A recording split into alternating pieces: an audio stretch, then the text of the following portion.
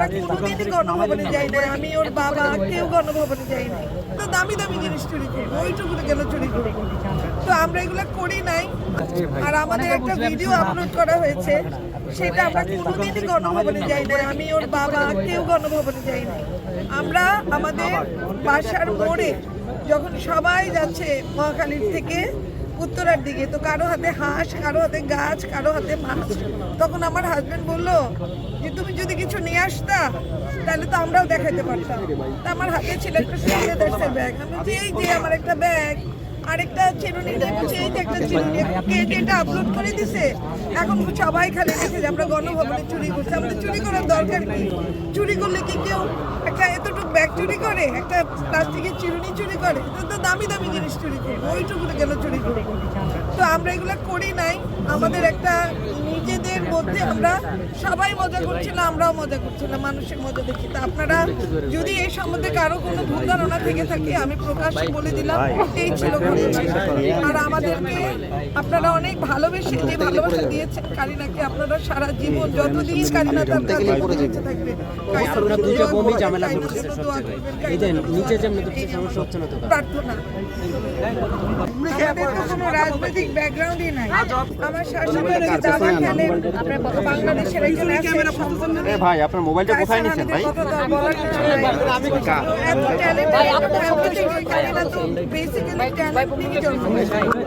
সেই ট্যালেন্টটাই বহিঃপ্রকাশ হচ্ছে সে মানুষকে ভালোবেসে বা নিজেকে ভালোবেসে, নিজের পারিপার্শ্বিকতাকে ভালোবেসে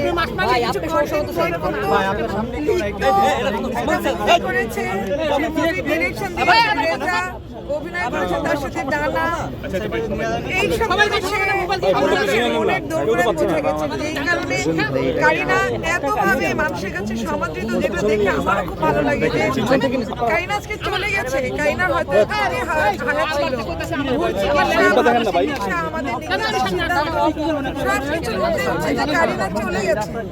এইটাই ওর এতটুকুই হায়াত ছিল, এতটুকুই ওর আমাদের সাথে থাকার জন্য আল্লাহ দিয়ে দিয়েছে।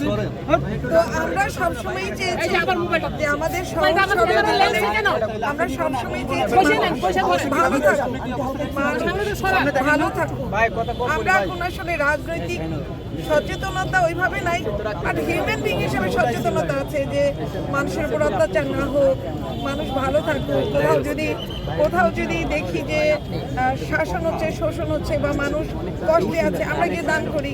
হসপিটালে গিয়ে আমি খাবার দিই, আমার ইউনিভার্সিটি স্টুডেন্টদের সাথে গিয়ে আমি হসপিটালে খাওয়া দিই। কারিনা বিভিন্ন রকম দান করে, মানুষের সাহায্য করা। কিন্তু আপনারা অনেক কারিনাকে ভালোবাসছেন, এটা আমার জন্য গর্ব। সোশ্যাল মিডিয়া, এই মিডিয়াতে বিভিন্ন জায়গায় যে মানুষ যে কারিনাকে বিভিন্ন রাজনৈতিক একটা কথা আজকে বলি, কারিনা আইডিওলজিতে না, মানবিকতা ও নৈতিকতার পক্ষে ছিল। কারিনা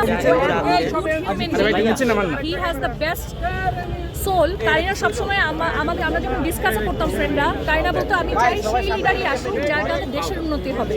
সো কারিনাকে আপনারা প্লিজ দয়া করে কোনো দলের সাথে অ্যাসোসিয়েট করেন না। কারিনা কখনোই রাজনীতিতে ইন্টারেস্টেড ছিল না, কারিনা কখনোই কোনো দলে অ্যাসোসিয়েটেড ছিল না। কারিনা একমাত্র ইন্টারেস্টেড ছিল যে দেশের ভালো হোক আর এর ভালো। এখন মিডিয়াতে আজকে আসতেছে যে কারিনা জানাজা করতে এই আসছে, কারিনা জানাজা করতে সে আসছে। ভাই, কারিনাকে ভালোবেসে যেই দলের মানুষই আসুক না কেন, আমাদের সমস্যা